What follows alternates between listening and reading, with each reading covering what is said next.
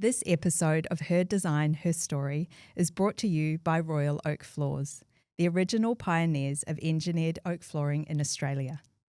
For over 2 decades, their meticulously crafted floors have grounded Australian spaces with elegance, durability, and a sense of enduring nature.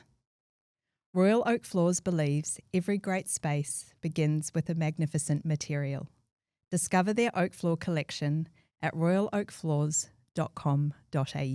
Rachel Collard is a visionary force in contemporary design, known for her ability to seamlessly blend creativity, strategy, and human experience. As the founder of R&Co and her collaborative business Join, Rachel has built a reputation for crafting thoughtful, emotionally resonant spaces that go beyond aesthetics to shape how people live, work, and connect. Her approach is grounded in a deep understanding of storytelling. Each project reflects a clear narrative brought to life through careful attention to detail, materiality, and form. With R&Co, Rachel has delivered a diverse portfolio spanning residential and hospitality design, consistently pushing boundaries while maintaining a refined, timeless sensibility.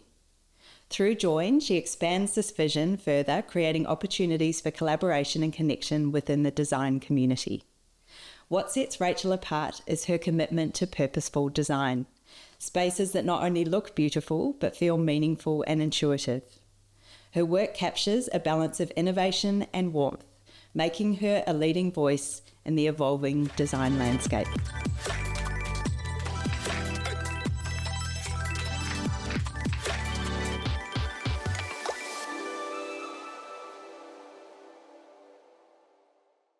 Rachel, welcome to Her Design, Her Story. Thank you so much for having us in your gorgeous office space today. Thank you so much for visiting. I'm very excited about this episode. I know, we've got a lot to cover. You've had a really interesting and wonderful career to date, which we were touching on earlier, lots of different facets to discuss. One of the things I'm really interested in is that you started your career pathway when you finished school in quite a different journey, I guess, to design. Could you talk me through a little bit around that first study pathway when you left school? Yeah, look, I probably wasn't a checklist type of girl like you were talking about before. Like me. Yeah. So boring. I was always getting in trouble at school. I was always very random, and I felt very pressured to make decisions very early on, like, you know, go to career counsellor, figure out what you want to do. So one of the pathways was psychology. I was generally fascinated by people and philosophy and human behaviour. Yeah. So I think that was like, okay, well, I'll just do that. But a 3-year course took a 5-year leap. Yeah. So I travelled as well in between that. But I think one of the things for me was I always loved to help people. Like I always very intuitive, like had really good connections with people, always were fascinated by people that weren't as well off or doing so well.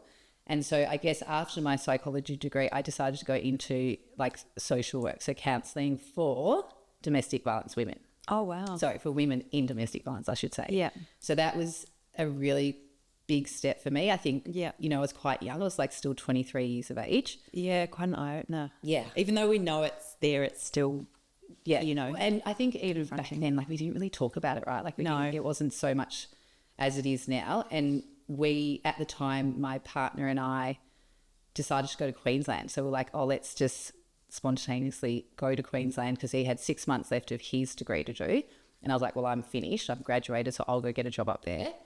And so we decided to do that. And my first job out was working at court supporting women in domestic violence. Oh, wow. So that was massive. And I learned a lot from that. I was in it for 7 years. I probably moved around in terms of doing the court work, supporting women doing that, doing applications, going into court with them, and then moving into young women's counselling as well. So trying to, I guess, get into the psyche of like how they should escape the relationships. Yeah. And understanding the cycle around that as well. Yeah, and quite interesting, you know, with a lot of that, we think we know the kind of profile of the person it happens to, but you actually realise as you get older, it's tragically everywhere. Yeah. And I think, you know, a lot of it was eye-opening because, you know, I was in Melbourne, obviously living with my family, and we were fortunate enough to be able to go to, like, they sent us to private schools, so we were very much insulated and bubbled in that world, and everything appeared very pretty. Yeah. And so coming from that and going to uni and being able to travel the world, at 20, we did Camp USA, where I feel like that kind of directed me a lot into being motivated to go back to work. Yeah. I feel like that was a huge eye-opener, particularly being in the Gold Coast as well. Yeah. Interesting. So how long were you in Queensland for? I think we were there for 3.5 years. Yeah. It was magical. Like, we had the best time ever, and it was so different from Melbourne. I think Melbourne's very insular. It's very like you live in this bubble, and then you get to Gold Coast and everyone's very transient. You're meeting different types of people all the time. It's my husband's dream. Every week he's like, I'm leaving. I would 100% do it like in a second. Like, I've said to my kids, I'm like, tell you, when you're 18, I'm out of here. Yeah, it is. We spend quite a bit of time up there with family, and I think that beach is next level. Yeah. But I feel like the design and everything up there is becoming a lot more sophisticated. Oh, they've blown up. I think that'll be the next thing that we do in terms of joinery. Like, we'll definitely go up there. Yeah. Oh, that's amazing. Yeah. Whole other topic.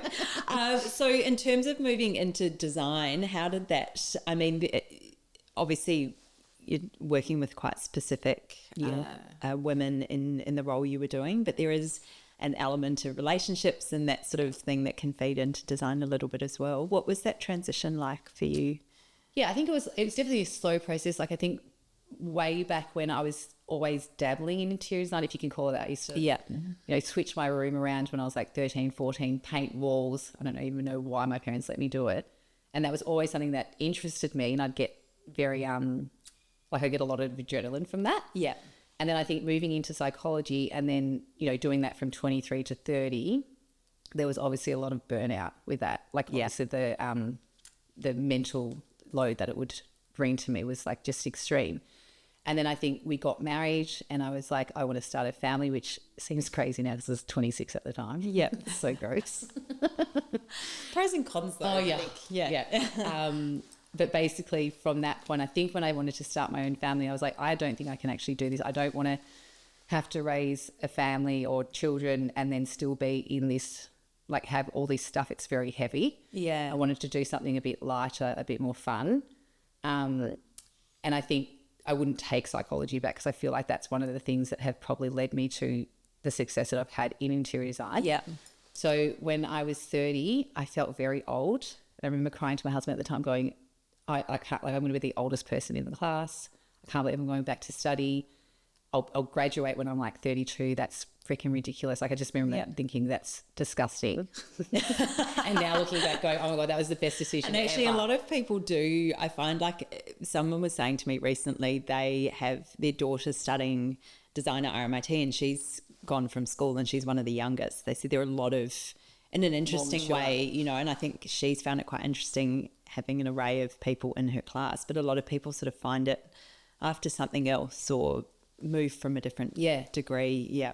I think it's one of those things, like, it's gone are the days where you kind of stick into that whole industry or one career path. I think, probably generally over your lifespan, you probably do 2 or 3 or 4 maybe. Yeah. So for me, it was probably time. It was what I wanted to do with my children. How can I be more flexible in what I do? Because I was pretty much stuck as, a counsellor doing 9 to 5. Yeah. And it wasn't really my jam. And I think I did my uni course, and at the same time was working in different industries. So I worked at so many jobs. Like, I did customer service at Metricon and then moved into interior design. Probably the one of the most memorable ones was I worked at Seneca Textiles. I don't even know if they're still... yes. Yeah. So I started there. And that was really cool and fascinating because you get to meet so many designers. Yes. And I just remember, when you like, the name and then they come in and you're like, oh my God, that's like full on rock star. You get like all intimidated and stuff. I still feel like that with some people, yeah. But I was young, so I was like, this is really inspirational. And I think that was probably a turning key for me as well. Yeah. Yeah. Oh, that's amazing. So you finished studying, you've had a number of work experiences. Yeah. Was there anyone in your family that was particularly creative or entrepreneurial that had kind of led you that way? I will say my dad, like, we probably are all a little bit on the spectrum, a little bit ADHD. He was just like always had fingers in every pie. So he is entrepreneur in the sense of spontaneous and just went for things. And I think part of owning your own business or being entrepreneurial is dash. Like you need to have that kind of resilience. Yeah. And being able to get up and get back on your feet. And so he would often, you know, he started his own cleaning business, and that was the family business that kind of took us through private schools and all that stuff.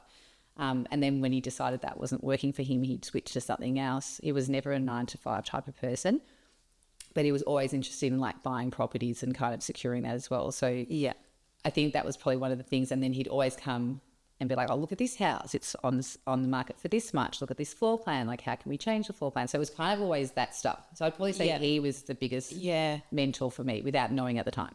Yeah, I think it's always interesting, those moments of reflection as well. You sort of think, oh, and, you know, coming back to that, talking about moving your bedroom around, that is one of the most common. I used to spend a lot of time trying to bribe my brother into trading bedrooms. But yeah, it's interesting. It's those that that intuition can start quite young. Yeah, I think, which is really energy as well, don't you? Like I still do it now. Like I'll get sick of my living room looking this way. There's only 2 ways to turn it, but every quarter I'll probably change it just to change energy in the house. It's funny, we had an investment property on the market recently, and I moved half our house in there for styling. So it's all the art went and a lot of objects and shelving units. And my youngest daughter came in one day, she said, what's happened to our house? And it was still perfectly, you know, like we still had a dining table and things like that, but all the things that kind of dressed it up or made it feel homely, a bit more special, had gone. And it was interesting because she couldn't quite pinpoint what had disappeared, but I think you do see that it does impact you from when 100%. You're really young. Yeah. Which is exciting, which is what makes it exciting. Coming to, I guess, present day, you have your own business, R&Co Design, in line with a few other things you've been doing. How long has your business been going for? When did you start your business? I'd say probably 10 years. So originally, this is going back on, I guess, kind of how I got to interior design. Was one of the biggest steps I took was when I'd had the 3 babies. So I had them really close. So I had like 3 under like 26 months. It was like insane. Yeah. And then it was like, well, how do I work in and go back to work and maybe do weekends or something and be really flexible? So I actually took a job at Freedom Kitchens. Oh, wow. And did their kitchen designs. But I would say that it was probably more sales based than it was about design, curating special moments for people. So that was probably the biggest thing, because I'd work, you know, on the weekends, and then I got divorced and then had to figure out ways to kind of work in between having the kids like 80%, 90% of the time, and then working. Yeah. And so that was really flexible, because I'd have like, you know, 10 a.m. appointments, 2 p.m. appointments, and then like a 7 p.m. appointment. So often I'd have my mum come, look after the 3 kids, put them to bed. I'd go out on like a 7 p.m., come back at like 11, midnight. Oh, wow. And just keep doing that. And that was done for about, I reckon, 2 years. Yeah. And then I decided I was like, okay, I can't keep doing this because I was missing out on my kids. And then decided to go and get a part-time job at Build Her Collective, which is, you know, courses for women. But in conjunction with that, started my own business, which was co-kitchens. And that was a massive step, because, you know, you go from like a 6-figure income to literally 0. And then after 3 months, it's like, I actually can't sustain this. Yeah. And then you're suddenly the wearer of all hats as well. So if you're not working on a project, I think, oh God, my website, oh God, I need to move everything into like 0. It's kind of, there's just a list of things I should be doing. Yeah. Still. And as we learn, you have to write them down. Otherwise they just go. And then from that point, Co-Kitchen started. So I was going to just focus on kitchens. It's probably what I'm most known for, having the expertise in that, being able to design for people. And then probably maybe 4 years after that, changed it to R&Co, because I was like, okay, well, I want to actually be a studio and not just be about kitchens, and move into, you know, whole home interiors and being able to work with families in that way. Yeah. So, yeah. Oh, that's amazing. So what does the structure of your business look like currently? I know you've got a few other things going on, but in terms of your R&Co structure? Yeah. Do you not just talk about this? I know. It's like I'm the wearer of all hats. Whatever happens that day. No, so I think I mentioned briefly before, like, you know, we've had a lot of growth and then paring back. So at one stage there was probably 8 of us. There was, I think, 5 designers, and then I've got Lisa, the socials, and, you know, the accountancy and all that stuff. And that to me was mammoth. Like I'm not very good at, you know, delegating and managing people. definitely not my strength, but what I do love is being creative. So I think organically we kind of paired back. And so now it's just Jess and I, and we work really closely with our clients. Yeah. We still, you know, at one stage I think we were seeing like 100 clients, which is just insane. Oh, wow. Yeah, like insane. It's a lot of emails. a lot of emails. Yeah. And I think now we're probably down to about 40, which is, you know, manageable for the two of us, where we're still kind of in it, and, you know, you're not losing track of people, and people still feel like they're getting a personalised service. So I think that's probably where I'd like to stay. Yeah. So you do not only kitchens, but you offer a full interior scope as well. Yeah. And I think, you know, as anything, like, you kind of out there a little bit longer so people get to know you a bit more. You get, I guess, clients that are more trustworthy in terms of like what they give you and what you're able to put your creative spin on. Yeah. And so that's, I think last year was like really pinnacle for us. So we got some really big projects that you have a little bit more money to spend. Yeah. So you get to be a lot more creative. Yeah. And I guess that's kind of where, I mean, and I shouldn't say I guess, but like for us, that was always important to get to that level, because we wanted to be doing more of that stuff where we can actually have a lot more say creatively. Yeah, and it's that sort of fine line, isn't it? Because you know, there is always a ceiling, no matter whether it's a bigger budget or whatever, but it does sort of lean into that a little bit of freedom, where you can try new details, or things can be a bit more customised. Yeah. Even doing this showroom was like so fun, because again, there is a ceiling, like there was obviously limited budget. Yeah. But being able to actually just do anything really creatively that I wanted was super fun, and pushed limits that we ordinarily wouldn't be able to do in homes. Yeah. And colour. I love the colour in here. I know. It's so calming. And then even the front room, when you walk into that blue, which some, you know, can feel very, if it's a cool colour, so it can feel very like canvas-like. But I feel like that's like a big hug when you walk in. Oh, it's nice. And I think really interesting. I did want to touch on some other facets of your business shortly. The fact you have a street frontage, I think, is really interesting, because a lot of design offices and things like that don't necessarily. And I know yours is quite inviting to come in and look at samples and that kind of thing, which I think is quite unique. Yeah. As well. In line with your R&Co design studio, you also are in a partnership in Join Living. Could you talk me through a bit around the offering of Join and how that started? Because, you know, doing one business isn't enough. Not enough. Why would you stop there? No, it just, and again, much of my life has been organic. Like I've not been, I think we talked about, you know, certain people have these like completely determined and motivated, and they have this vision for their life. Yeah.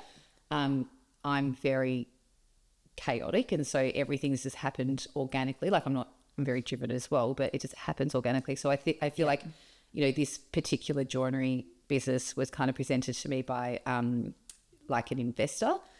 He wanted to do a high-end joinery brand that had a face to it and stuff, and organically it kind of that shifted. And then my business partner, Chris Walker, who's from Walker Studio, so he's a building designer. So we were doing a lot of crossover work together, just in terms of the architect and design work. And so I'd been talking to him about this particular business idea for joinery, and he's like, oh, if he's not going to do it, I'll do it. And it literally started from there. And that was probably like 2.5 years ago. Yeah. So we've been, you know, investing in it. We started in this showroom. We looked at it maybe like 18 months prior. Literally did the whole block of Malvern, you know, all up on Glenferrie Road, down Malvern or whatever, and then landed back here again 18 months later. It was a sign. And then it's a sign, right? Yeah. And so this to us was more about, I wanted to make a bit of a community hub. Like I feel like we lack that here on this side of town, Malvern. So I did want it to feel like a bit of a drop-in zone, like for other interior designers, other creatives, that they could just come in. So it did have to have that inviting feeling, but also it was to showcase our joinery. So that to us is probably the biggest focus of having the showroom, because you can, you know, have different types of joinery on show. People can touch and feel. They can come and have a play with all the materials and finishes. Yeah. So that's been a real showstopper for us.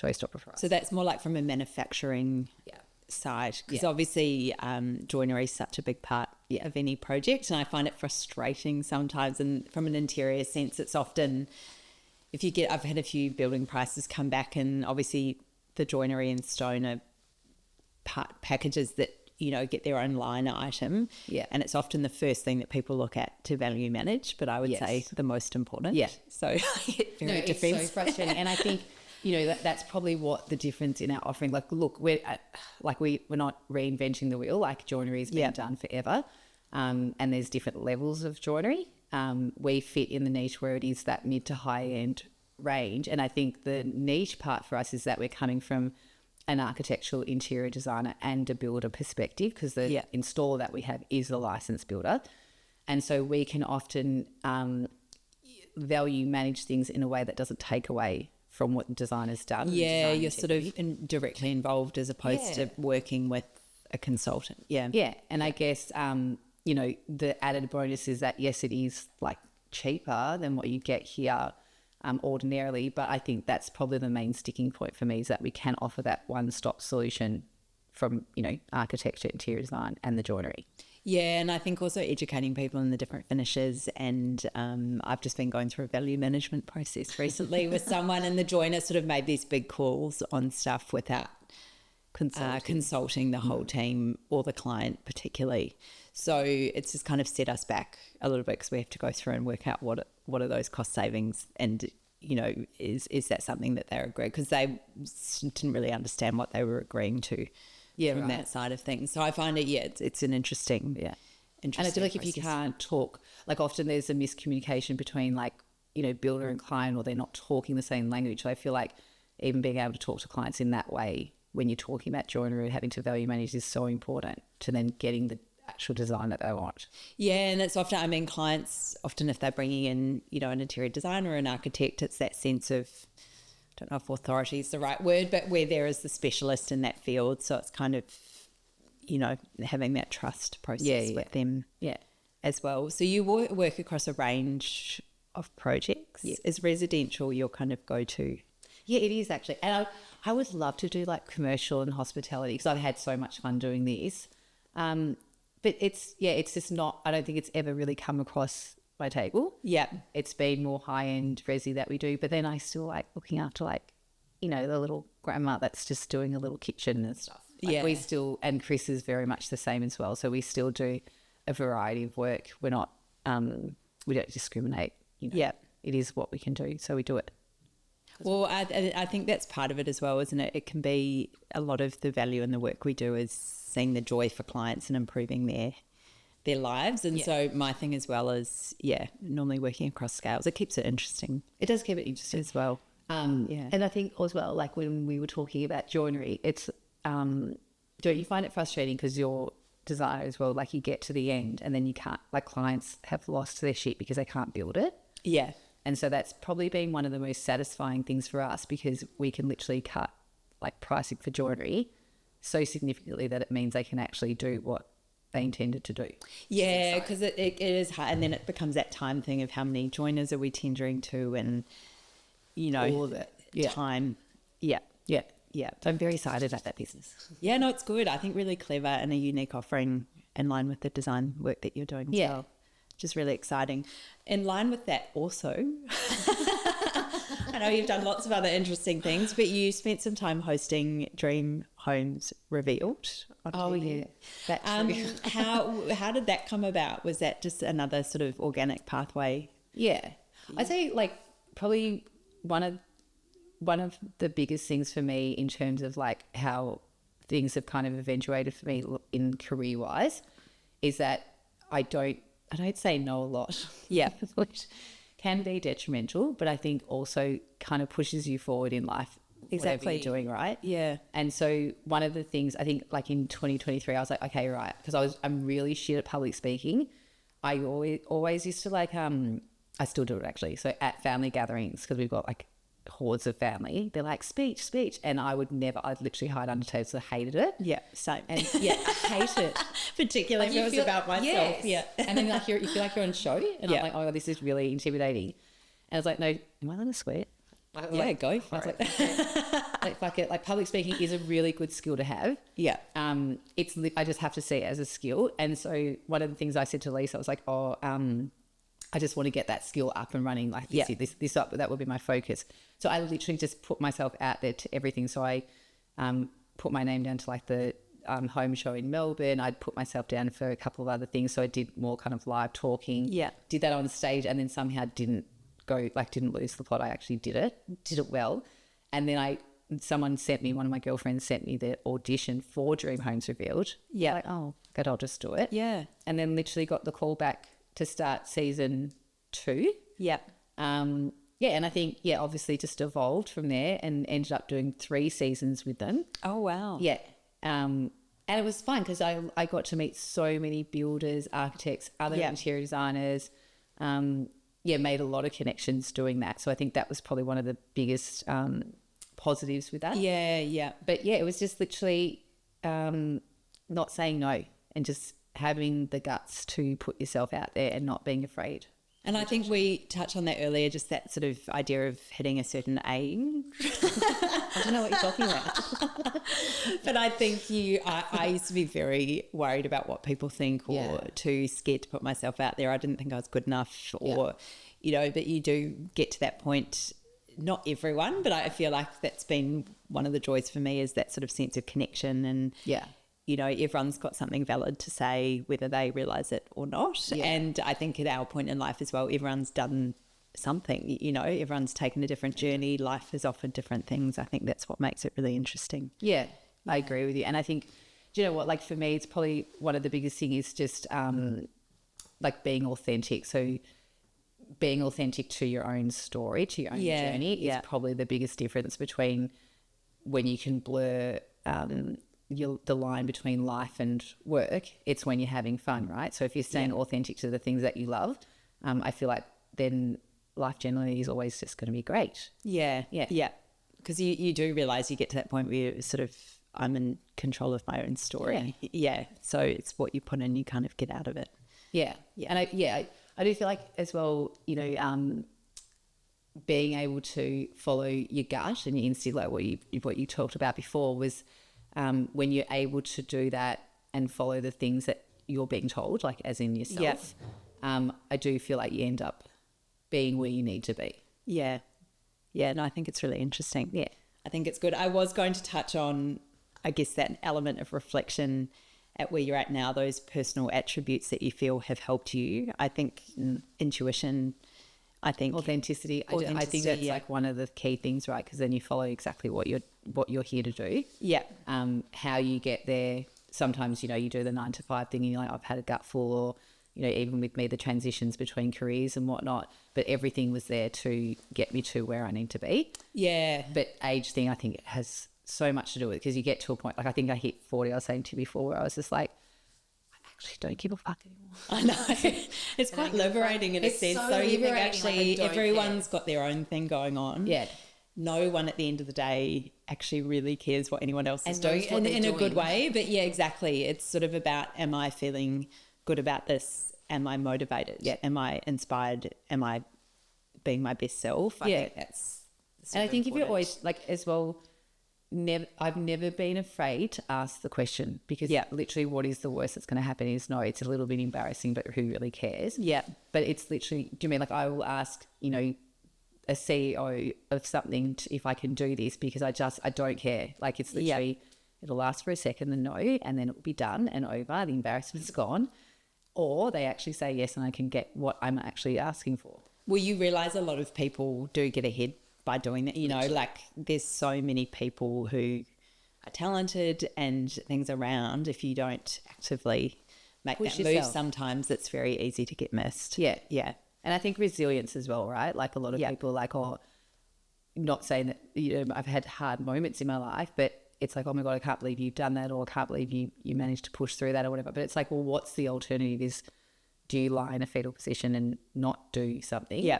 And give up, or do you just keep going? And I think that's about resilience. I think that's probably one of the biggest things you need as like entrepreneurial, as a aspect to your personality. And I think sometimes, I've had a couple of trying things in the last couple of years, but you think I've got through those days, so it makes a normal average day really good. See, like I'm not dealing with any of that today. Well, no, I think it really helps you see value in the joy, you know, the moments that do bring you joy, or Perspective. taking a moment to appreciate when things are okay. Yeah. You know, and you think I can get through that, or I am quite resourceful, or, you know. Resourceful is like such a Yeah. good one too, isn't it? Yeah. Because a lot of people can't think outside the box, can't actually go, okay, well, how do I fix this and get through that? Yeah. I think being resourceful is a key attribute as well. Yeah, and I think that comes with age and stage of it as well. No, I just say that I'm healed and like I know what I'm doing now. Nothing to do with age. No. But I think it's that constant idea of learning as well, which is always interesting, and I think great in, you know, creative fields as well, because you get new clients or new business opportunities, or like talking about the ebb and flow of business structure as well, which keeps things really interesting. And exciting. Yeah, I did want to touch on that idea, I guess, of motivation and inspiration, because obviously to keep going and keep, you know, finding that joy every day in the work we're doing, we're always looking for ways to keep inspired and motivated. Yeah. Is there any sort of big or small things that you like to sort of do as part of your routine or every year that really help you stay engaged? Can I be really honest? Yeah. Like, I think I said you were going to be authentic and transparent. I reckon last year was one of the shittiest years I've ever had. Yeah. Probably like on the verge of like depression, and took antidepressants for the first time in my life. Yeah. So it's like, you know, after 45 years, and I think I've had like bouts of like 80, like I must be on the spectrum or something. Yeah. And I was like, do you know what? I think I'm just going to take some antidepressants and see how I go. I don't know if I'm about to like promote that. Absolutely. Because things aren't always roses, and yes, you might look at socials and people are like, oh my God, she's doing amazing, blah, blah, blah, but it's not the reality. Like I think everyone kind of knows that, but I think when you're looking through things, it appears that way. I think in terms of, having that absolute low of your life and then coming back up from that and being able to bring in resources and visit and lean on people that you actually love and adore. Yeah. And then come out of that has been massive for me, and then gives me a perspective about the little things that happen in my life. So whilst every day is not the best and not the greatest, I think having small moments of joy of every day, I think that's been a real reality check for me. What was the question again? Just banged on. Yeah. No, like ways that you stay motivated and inspired. Yeah. So it's interesting. I think nature's been a big one that's come up with people. I think giving yourself that space to clear your head allows you to be more creative. And exercise. Like I love to go to the gym and do walks at the beach or the ocean is definitely one of the things that gets me to the point where I'm like, I feel relaxed. Yeah. Good about life again. Yeah. Yeah. And then I think there's that sort of more attainable element, and then, you know, travel is always a good one for people, I think. Great. But it's just the opportunity, more challenging. I did say to you, I might go to Bali, which I loved. I was like, this is great, the spontaneity. Can do it, so I will. Yeah. I think having the little things in life that you can do with, and catching up with friends. I love catching up with like close-knit friends, and that just resets me for the week. It was actually funny. I mentioned to you before, we had a great design friend down from Sydney the other day, and so I sort of randomly organised this group of girls to go out for dinner, and it was a Wednesday night, and I feel like it was raining and cold, and I was thinking, gosh, this is a big ask on a Wednesday. But it was such a great night, and it was funny. I think it was midweek. Everyone was like, I just needed that tonight. Like that connection with someone new, fun night. Everyone had their own businesses and had their own thing going on. But it was actually, I got home and I just thought, God, that's just filled my cup for at least a week. Like, just a day. Till next Wednesday. Actually, that's another good thing, is like connecting with people in the industry, and people that own businesses. I think having that conversation where you're on the same page, that can be really rejuvenating as well. Yeah, and I think, you know, you realise you sort of have a lot in common with people that you otherwise wouldn't necessarily cross paths with as well, which keeps it all very interesting. It's always nice to sort of, I think, celebrate others' achievements as well. I think there's a really strong Instagram community and, you know, people often message, but I think seeing people in person and things like that's quite It is lovely, and I feel like women in our industry are really supportive as well. Like, when you hear of those stories, like where women come tear each other down. Yeah. And I feel like in our industry, there's a lot of support, and like there's room for everyone. Yeah, because I think it is quite a broad spectrum of talent, and like that's why I find your join business so interesting as well. It's kind of taking a slightly different approach to something, which I think is really creative and clever in itself. But I think there are all these moments for unique offerings. Yeah. As well, which is great. I did also want to touch on, you spoke earlier about your 3 kids, which I know as a mother of 3 is very busy. And obviously that life and work boundary can be quite blurred. Do you find running your own business sort of helps in a sense, I guess, with that balance of hours and flexibility? How have you found that as your kids have got older? Asking for a friend. Yeah. I need to. When I figure it out, I'll let you know. No, do you know what? I think, like I said before, like having to work for someone else became difficult because I was missing moments, very important moments to me with my kids. So having my own business gave me the flexibility. It is not easier.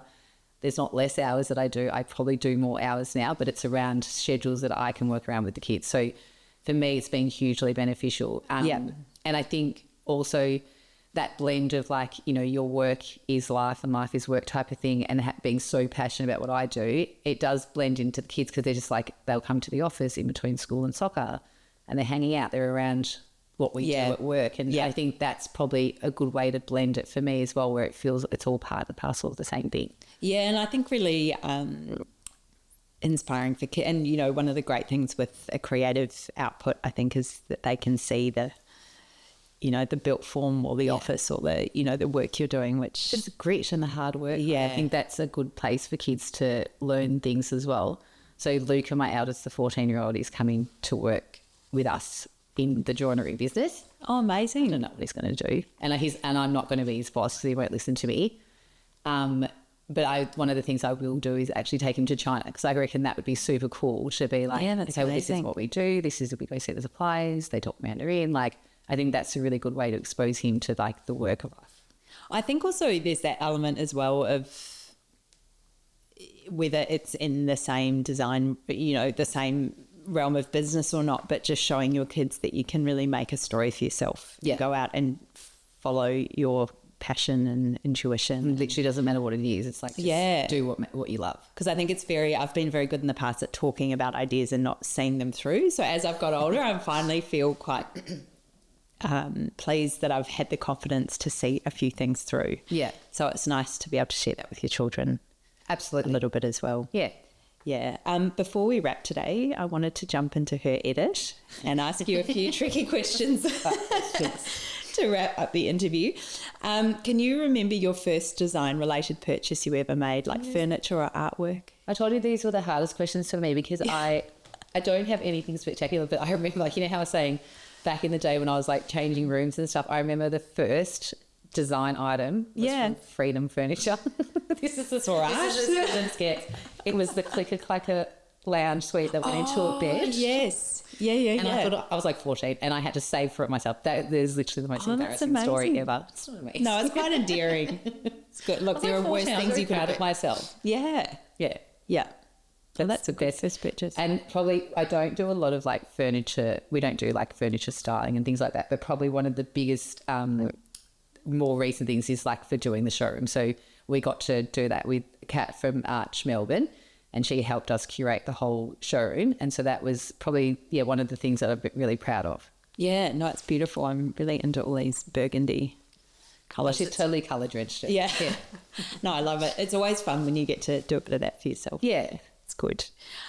Next travel destination, actual aspirational. You mentioned you may go to Bali tomorrow, which I'm very jealous of. That's a sunshine and strategy sessions, but we will probably go see the Sub-Zero design section they've got there, so that'll be part of my work trip. Yep, absolutely. Yep. But I also do want to take the boys to Mauritius at the end of this year. So we're like, my parents are from Mauritius. And I want to get there before, my parents get too old. So I reckon we're going there at the end of the year for like 3 weeks, which I'm very excited about. Oh, amazing. Yeah. Yeah, it's always nice to have something to look forward to. Design faux pas you secretly love or love to hate? I did have a think about this, but I don't really have any. I want to say maximalist, like when it's done really poorly. Yeah. But then you get beautiful ones that are done like, FLAC and YSG. And I just think there's no wrong to it. No. And I feel like anything goes now a little bit as well. Yeah. Yeah. So I feel like there's so much you can do with it, but back, maybe 2 years ago it was like that. Yeah. The days of the feature wall. Yes. Or feature wall. Favourite creative icon, living or legend? Like we talk about, because I've been doing this for a long time, and having like people walking into Seneca Textiles, like Andrew Mitchell, like he was like one of those ones that I just remember he'd come in and be like, oh my God, and like meme design, like Kelly Wertzler we talked about before. She's amazing, and I think she crosses that line between fashion, interior design, and actually pushing a lot of boundaries. Well, it's interesting. She's come up a lot in a great way. I think she really beats to her own drum. She's created this incredible aesthetic, which is very hard to describe. Yeah. Very uniquely her, the scale, the texture. Yeah. It's amazing. Yeah. And she sort of puts herself out there in a really great way. Like it's quite sort of fun, fashion forward. Yeah. She's just like the whole package. Like I just imagine her aura would be like amazing. I know. Like she just walk in the room and command attention, I feel like. Should be fun at a party. Yeah. The last question, if your star was a celebrity, who would it be? Is she a celebrity? I'd say her, because I was saying she before was she's got that feminine I think she falls into aura, and then but she's like kind of boss bitch, like with the suits and the high heels, and I wish I could be like that, but I'm not. Yeah. Do you know who else? I was about to say Kareem Bochny. Yeah. She's just super trendy. She is. Yeah. She's gorgeous. Yeah, she is gorgeous. Hustles well. Yeah, and she's just like, I want to be more feminine. I'm like that. If I was to be more feminine, that would be the look I'd go for. I know, and it's interesting. I was saying that to her the other night, actually, because I can see she has fun with it as well, and I feel like maybe that comes back to that natural intuition she has with styling, being able to put a really good outfit together. But it's really playful. We're talking about hats. She had this amazing outfit the other night with this beautiful pillbox hat, and she said, "Oh, I never wear hats," but I thought, good, it's so and she fantastic. She just went for it. Yeah. Yeah, which is be that trendy. We'll get there one day. Thank you so much for your time today, Rachel. I really enjoyed speaking with you. I love this. Thank you so much. Thank you.